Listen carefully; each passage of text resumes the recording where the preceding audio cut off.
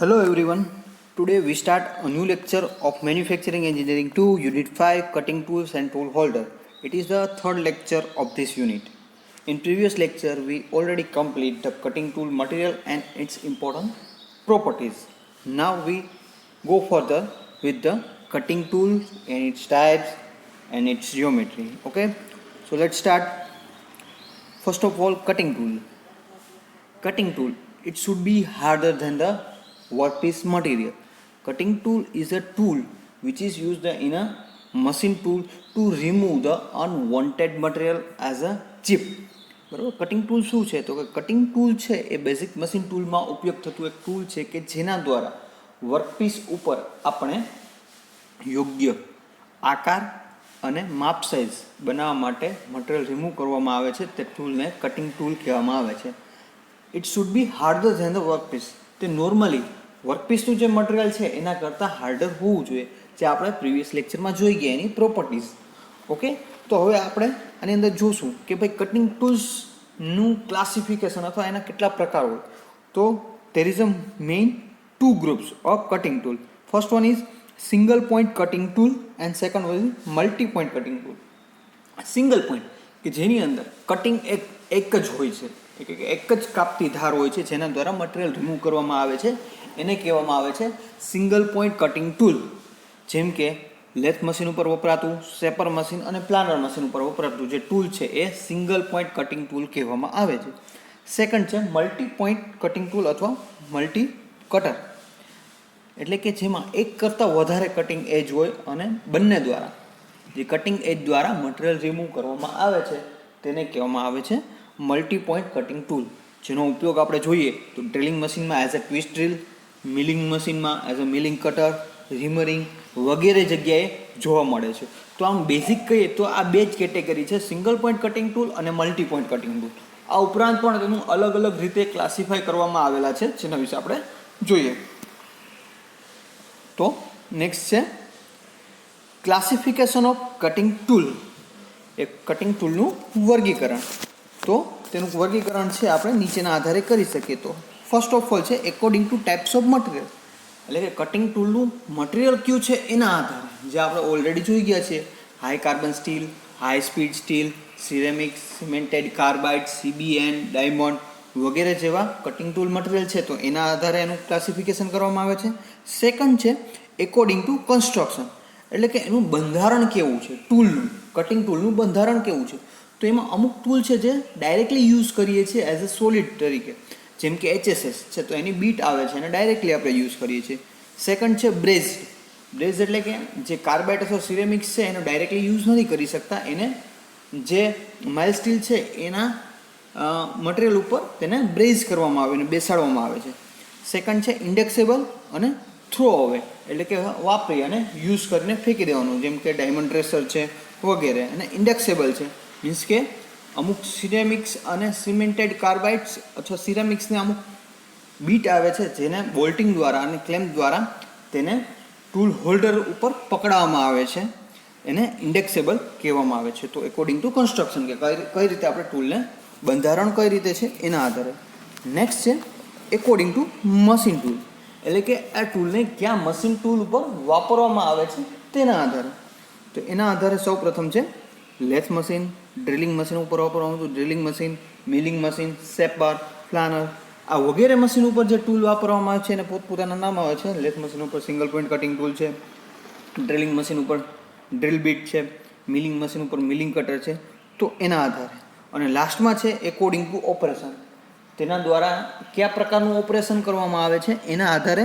તેના બે પ્રકાર છે, એક ફિનિશિંગ ઓપરેશન અને સેકન્ડ છે રફિંગ ઓપરેશન, એટલે કે જ્યારે મટીરિયલ વધારે રિમૂવ કરવું હોય અને સાઇઝ અથવા તો જે સરફેસ ફિનિશ જનરેટ થાય છે એના ઉપર ધ્યાન ન આપવું હોય તો એવા ઓપરેશનને રફિંગ ઓપરેશન કહેવામાં આવે છે, જેમાં ડેપ્થ ઓફ કટ અથવા તો MRR છે વધુ જનરેટ કરવાનો હોય છે. અને સેકન્ડ છે ફિનિશિંગ ઓપરેશન, કે જ્યારે MRRનું કોઈ મહત્ત્વ નથી, તેની સાઇઝ અને સરફેસ ફિનિશ જે મેળવવાનું છે એની ઉપર આપણે વધારે ધ્યાન આપીએ ત્યારે એવા ઓપરેશનને આપણે ફિનિશિંગ ઓપરેશન કરીએ છીએ. તો બંને ટૂલ એક પ્રકારના જ હોય છે, પરંતુ તેના જે એંગલ આપવામાં આવે છે, ઇમ્પોર્ટન્ટ એંગલ, આ જે આપણે નેક્સ્ટ આગળના ભાગમાં શીખીશું, તે અલગ હોય છે, એના આધારે એનું ફિનિશિંગ અને રફિંગ ઓપરેશનમાં ડિવાઈડ કરવામાં આવે છે. તો મિત્રો આ 4 ટાઈપ્સ થઈ ગયા classification of cutting tool, according to types of material, according to construction, according to machine tool અને એકોર્ડિંગ ટુ ઓપરેશન. આ ઉપરાંત એની મેઇન 2 જ કેટેગરી છે, એક સિંગલ પોઈન્ટ કટિંગ ટૂલ અને એક multi point cutting tool. Okay મિત્રો, તો આ થઈ ગયું કટિંગ ટૂલનું ક્લાસિફિકેશન. નેક્સ્ટ જોઈએ કટિંગ ટૂલ જીઓમેટ્રી. તો આપની સમક્ષ જે ફિગર રજૂ કરેલી છે એ સિંગલ પોઈન્ટ કટિંગ ટૂલ જીઓમેટ્રીની છે. હવે ફર્સ્ટ ઓફ ઓલ જીટીયુની અંદર વારંવાર પૂછાતો ક્વેશ્ચન છે કે સિંગલ પોઈન્ટ કટિંગ ટૂલની જીઓમેટ્રી ડ્રો કરો અથવા એની વ્યાખ્યા આપી અને એની જીઓમેટ્રી ડ્રો કરો. તો પહેલાં કેને કહેવામાં આવે છે કટિંગ ટૂલ જીઓમેટ્રી. તો કે એકોર્ડિંગ ટુ ફિગર, આકૃતિમાં દર્શાવ્યા પ્રમાણે જુદા જુદા ખૂણા તેમજ તેના પાયાના ભાગો દર્શાવતા ચિત્રને ટૂલ જીઓમેટ્રી કહેવામાં આવે છે. It is a graphical representation of tool in which the entire tool with their importance angle, radius and parts it's so called a tool geometry.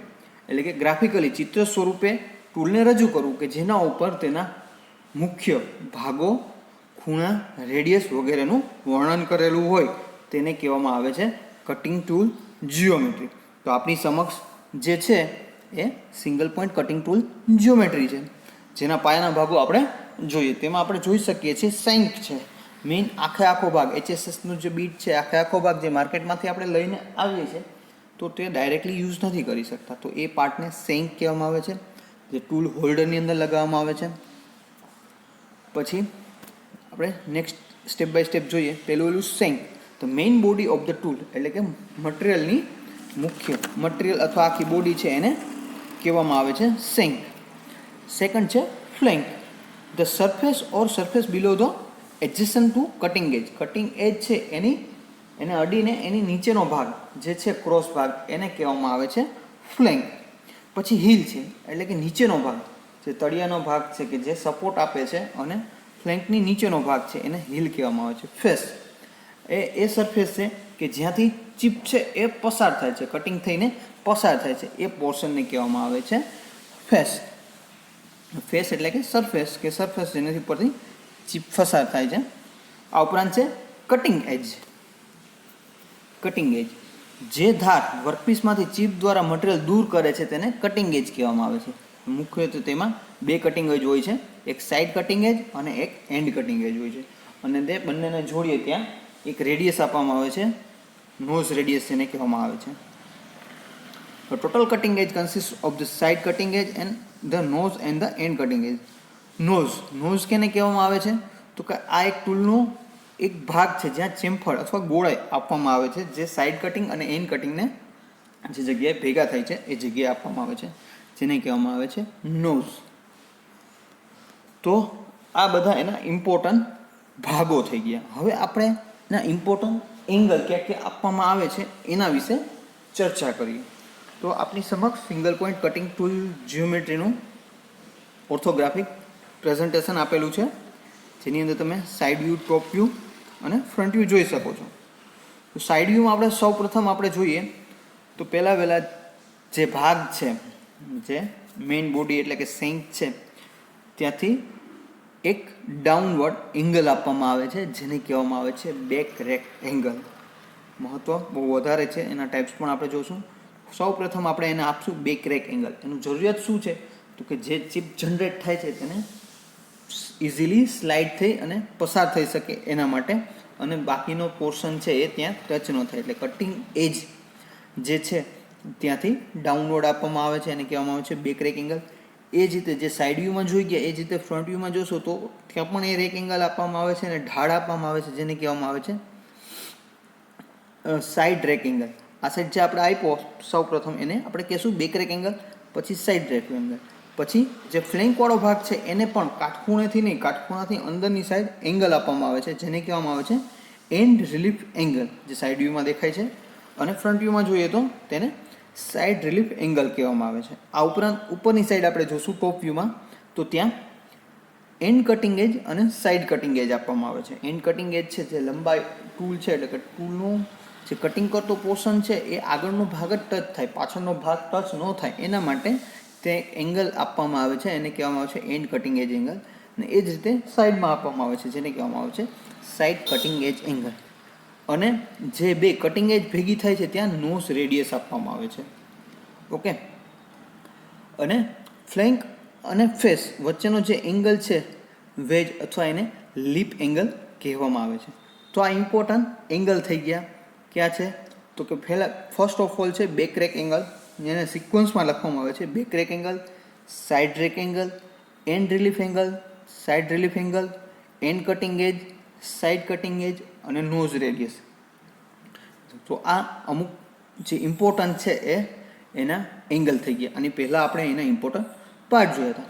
હવે શું છે તો કે ક્યારેક છે એવું બને કે આપણે ટૂલનું ગ્રાફિકલ રિપ્રેઝન્ટ કરી શકીએ નહીં, ન હોય, અને ટૂલનું વર્ણન કરવું હોય તો કઈ રીતે કરી શકીએ તો કે એને કહેવામાં આવે છે ટૂલ સિગ્નેચર. એટલે કે ટૂલ સિગ્નેચર તેની અંદર શું કરવામાં આવે છે કે ટૂલને ગ્રાફિકલી રિપ્રેઝન્ટ ન કરતા તેના ઇમ્પોર્ટન્ટ એંગલ અને રેડિયસ છે ને ચોક્કસ પ્રી ડિફાઇન્ડ ફોર્મેટ છે એની અંદર લખવામાં આવે છે, જેનો મતલબ છે એ એન્જિનિયર સમજી શકે. એની એક ચોક્કસ ફોર્મેટ છે જેને કહેવામાં આવે છે કટિંગ ટૂલ સિગ્નેચર. ઓકે, તો આપણે જોઈએ tool signature. Tool signature, a convenient way to specify tool angles is by use of standardized abbreviation system called tool signature. Sometimes it's also called as tool character. Tool સિગ્નેચરમાં આપણે જોઈએ તો આ રીતે લખેલું હોય છે 07771515 0.8. તો આ એક ચોક્કસ પ્રી ડિફાઇન એનો ક્રમ છે કે જેનો મતલબ થાય છે ફર્સ્ટ 0 છે એનો મતલબ છે કે બેક એંગલ છે 0 ડિગ્રી છે, સેકન્ડ છે 7 ડિગ્રી આપેલા છે કે સાઇડ રેક એંગલ છે જે 7 ડિગ્રી છે, થર્ડ વન 7 છે એ છે and relief angle 7 degree, fourth one side relief angle 7 degree, પાંચમો નંબર છે એન્ડ કટિંગ એજ 15 ડિગ્રી, છઠ્ઠું છે સાઇડ કટિંગ એજ 15 ડિગ્રી, અને લાસ્ટમાં છે નોઝ રેડિયસ 0.08 mm. તો શું કીધું ટૂલ સિગ્નેચર એટલે કે કટિંગ ટૂલ જ્યોમેટ્રી અને ટૂલ સિગ્નેચરમાં શું તફાવત છે કે જ્યારે ટૂલ જ્યોમેટ્રી આપણે ડ્રો કરી શકતા નથી અથવા આપી શકતા નથી ત્યારે શું કરીએ છીએ તો કે આપણા જે એંગલ છે એને પ્રી ડિફાઇન્ડ ફોર્મેટની અંદર લખી રાખીએ છીએ અને લખીને આપવામાં આવે છે તેને કહેવામાં આવે છે ટૂલ સિગ્નેચર. તો આનો તફાવત થઈ ગયો. Tool geometry is a graphical representation of tool in which important angle and radius described on it, and tool signature it is used when graphical representation is not possible, then we used only proper sequence to define tool angle, it's called tool signature. તો આ થઈ ગઈ tool સિગ્નેચરની વાત. હવે જોઈએ important tool angles. આપણે ઘણા બધા એંગલ્સ જોઈ ગયા, એમાં જેથી સૌથી વધારે મહત્વનું છે એને કહેવામાં આવે છે રેક એંગલ. બરાબર, રેક એંગલનું મહત્વ વધારેમાં વધારે છે. શું છે તો કે જ્યારે ચિપ ડિફોર્મેશન થાય છે ત્યારે એ રેક એંગલની મદદથી ચિપ છે એ ફેસ ઉપરથી સ્લાઇડ થઈ ને કટ થાય છે અને કટિંગ ટૂલમાં આગળ વધે છે. તો આ એંગલ જે બેક રેક એંગલ અથવા રેક એંગલ છે એના 3 મેઇનલી પ્રકાર છે. તો આપણે જોઈએ the angle between the face of the tool and a line parallel with the base of the tool measure in a perpendicular plane through the side cutting edge. It is the angle which measure the slope of the face of the tool from the nose toward the rear. એટલે કે જે જગ્યાએ કટિંગનો કરવાનો જે ભાગ છે ત્યાંથી લઈને ડાઉનવર્ડ જે મોશન આપવામાં આવે છે અથવા સ્લોપ આપવામાં આવે છે તેને કહેવામાં આવે છે બેક રેક એંગલ. તેના મુખ્ય 3 પ્રકાર છે, એક પોઝિટિવ રેક એંગલ, એક નેગેટિવ રેક એંગલ અને એક ઝીરો રેક એંગલ. બરાબર, તો એનો અલગ અલગ મટીરિયલ માટે અથવા અલગ અલગ એપ્લિકેશન માટે આ ત્રણેયનો ઉપયોગ કરવામાં આવે છે. તો સૌપ્રથમ જોઈએ the slope is downward toward the nose, it is negative back rake angle. શું છે તો કે સ્લોપ છે એ ડાઉનવર્ડ્સ હોય છે, એટલે કે જે સિંક કરતાં એનો ભાગ નોઝ છે જે સિંક કરતાં નીચી બનાવવામાં આવે છે જે કટિંગ કરતી એજ છે, તો એને કહેવામાં આવે છે negative rack angle. Positive rack angle કહેવામાં આવે છે તો કે નોઝને પાછળનો ભાગ છે ડાઉનવર્ડ કરવામાં આવે છે તેને કહેવામાં આવે છે પોઝિટિવ રેક એંગલ, અને જ્યારે સ્લોપ નથી આપવામાં આવતો ત્યારે તેને કહેવામાં આવે છે ઝીરો રેક એંગલ. ઓકે, તો આ રીતે તેના 3 પ્રકાર છે, જેમાં પોઝિટિવ રેક એંગલવાળું ટૂલ છે એ નોર્મલી આપણે વાપરીએ છીએ. નોર્મલ કટિંગ ફોર્સની કિંમત જ્યારે ન્યૂનતમ હોય અથવા મર્યાદિત હોય ત્યારે સોફ્ટ અને બ્રિટલ મટીરિયલના ઓપરેશન માટે યુઝ કરવામાં આવે છે. નેગેટિવ રેક એંગલ છે એ થોડું સ્ટ્રેન્થવાળું, એટલે કે વધારે તાકાતની જ્યારે જરૂર હોય ત્યારે તેનો ઉપયોગ કરવામાં આવે છે. બરાબર. આ મટીરિયલ છે હાઈ સ્પીડ ઉપર મટીરિયલ રિમૂવિંગ રેટ વધારે જોતો હોય ત્યારે અથવા બ્રિટલ મટીરિયલ અથવા નોન ફેરસ એલોય મટીરિયલ છે ત્યારે વાપરવામાં આવે છે. અને જે છે ઝીરો રેક એંગલ, જેમાં કોઈ પણ પ્રકારનો એંગલ આપવામાં આવતો નથી. ત્યાં ઇન્ટરમીડિયેટ જોબ વર્કમાં જ્યાં નાના દાગીના માટે સરફેસ ફિનિશ સારું જોતું હોય ત્યારે આ ટૂલ નોઝ રેડિયસ આપીને કટિંગના લાસ્ટ સ્ટેજમાં ફિનિશિંગ મેળવવા માટે, કેટલીક વખત ફેસિંગ અને ચેમ્ફરિંગ કરવા માટે અને પાર્ટિંગ ઓફ કરવા માટે વધારેમાં વધારે ઝીરો રેક એંગલનો ઉપયોગ કરવામાં આવે છે. નેક્સ્ટ જોઈએ આપણે ટ્વિસ્ટ ડ્રીલ જ્યોમેટ્રી. જેમ આપણે single point cutting tool geometry જોઈ ગયા એ જ રીતે ક્યારેક ટ્વિસ્ટ ડ્રીલ અને ક્યારેક મલ્ટી પોઈન્ટ કટર એટલે કે મિલિંગ કટરની જીઓમેટ્રી પૂછાય છે. તો તમારી સમક્ષ જે આકૃતિ આપેલી છે એ છે ટ્વિસ્ટ ડ્રીલ જ્યોમેટ્રી, જેના બે દેખાવ ડ્રો કરેલા છે, જે આપણે ડ્રિલિંગ મશીન ઉપર યુઝ કરીએ છીએ. As a multi point drilling cutter પણ કહી શકાય છે. જેની અંદર પાછળનો ભાગથી આપણે જોશું તો ટેપર સેન્ક આપેલી છે, વચ્ચેનો ભાગ છે નેક આપેલો છે. ટેપર સેન્ક છે એ સ્પિન્ડલમાં બેસાડવા માટે મોસ્ટ ટેપર કહેવામાં આવે છે, જે ટેલ સ્ટ્રોકની અંદર અને ડ્રિલિંગ મશીનના સ્પિન્ડલની અંદર બંનેની અંદર સરખા પ્રકારનું ટેપર આપેલું હોય છે, એટલે ત્યાં ને ફિટ કરવામાં આવે છે. આગળથી જોઈએ તો પોઈન્ટ એંગલ આપેલો હોય છે, જે નોર્મલી 118 ડિગ્રીનો હોય છે. તેમાં રિક્વાયરમેન્ટ અથવા મટીરિયલ પ્રમાણે ચેન્જીસ કરવામાં આવે છે. ફ્લૂટ આપેલી હોય છે બે જગ્યાએ છે, એટલે કે મટીરિયલ જેથી રિમૂવ થાય છે અને ફ્લૂટ કહેવામાં આવે છે. અને તેમાં એક હેલિક્સ એંગલ આપેલો હોય કે કટિંગ ટૂલની કાપતી એજ છે કઈ રીતે આગળ વધે છે, તો એનો એક પ્રોપર હેલિક્સ એંગલ હોય છે. તો એ તમે જોઈ શકો છો. આ સિવાય આગળનો પોર્શન છે જેને ચીઝલ એજ કહેવામાં આવે છે, જે કટ કરતું હોય છે અને કરવામાં આવે છે. માર્જિન આપેલું હોય છે જેથી ડ્રીલ બીટ છે એ હોલની અંદર ફસાઈ ન જાય, એટલા માટે માર્જિન આપેલું હોય છે. માર્જિન છે એ એક્ઝેક્ટ એનો જે ડાયામીટર જનરેટ કરવાનો છે અથવા જે સાઇઝ છે એ સાઇઝનું માર્જિન હોય છે, એ ડાયામીટર ધરાવે છે. આખી બોડી બાકી માર્જિન કરતાં ઓછા ડાયામીટરની હોય છે. તો આ થઈ ગઈ ટ્વિસ્ટ ડ્રીલ જીઓમેટ્રી, જે નોર્મલી HSSમાંથી બનાવવામાં આવે છે. ક્યારેક છે આગળના પાર્ટ છે એના કાર્બાઇડમાંથી બનાવવામાં આવે છે, હાઈ કાર્બન સ્ટીલમાંથી પણ બનાવવામાં આવે છે. નોર્મલી HSS છે એ વધારે પડતા ફેવરેબલ છે, ઉપયોગમાં લેવામાં આવે છે. નેક્સ્ટ છે multi point cutting tool geometry અથવા મિલિંગ કટર. તો મિલિંગ કટરની અંદર તમે જોઈ શકો છો મેઇન બોડી છે આખી આપેલી છે, તેની ઉપર તેની પેરીફેરી ઉપર તીથ આપેલા છે. જે તીથની અંદર અમુક ખાસ એંગલ આપેલા છે કે સૌપ્રથમ એનો કાપતી એજ કટિંગ એજ હશે ત્યાં રિલીફ એંગલ આપેલો છે. પછી ફર્સ્ટ છે ક્લિયરન્સ એંગલ અને થર્ડ વન છે એ એનો રેડિયલ રેક એંગલ આપેલો છે. પાછળનો ભાગ છે જે તાકાત ધરાવે છે એને બેક ઓફ ટૂથ કહેવામાં આવે છે. પછી જે કટિંગ કરતી ધાર છે એની અમુક થિકનેસ હશે જેને લેન્ડ કહેવામાં આવે છે. ફિલેટ આપેલી છે જેથી ચીપ છે એ રિમૂવ કરવામાં આવે છે. અને ફેસ કે જ્યાંથી ચીપ છે એ પસાર થવામાં આવે છે. આ ઉપરાંત એની ટોટલ ડેપ્થ હશે જે કટર છે એની ટોટલ ડેપ્થ એ પણ HSS હાઈ સ્પીડ સ્ટીલ અથવા તો કાર્બાઇડમાંથી બનાવવામાં આવે છે. વચ્ચેની સાઈઝ હોલ હોય છે અને કીવેજ આપેલા હોય છે, જે સ્પિન્ડલ મિલિંગ અથવા સ્પિન્ડલ અથવા આર્બર ઉપર બેસાડવામાં આવે છે. તો મિત્રો આ થઈ ગયું ટૂલ જ્યોમેટ્રી. એની અંદર આપણે single point cutting tool, multi પોઈન્ટમાં ડ્રીલ, ટ્વિસ્ટ ડ્રીલ અને મિલિંગ કટર જોયું. આ ઉપરાંત ટૂલ જ્યોમેટ્રી, ટૂલ સિગ્નેચરની વ્યાખ્યાઓ આપણે જોઈ, તેના મેઇન જે પાર્ટ્સ છે ઇમ્પોર્ટન્ટ સિંગલ પોઈન્ટ કટિંગ ટૂલના અને તેની ઉપર આપવામાં આવતા એંગલો વિશે ચર્ચા કરી.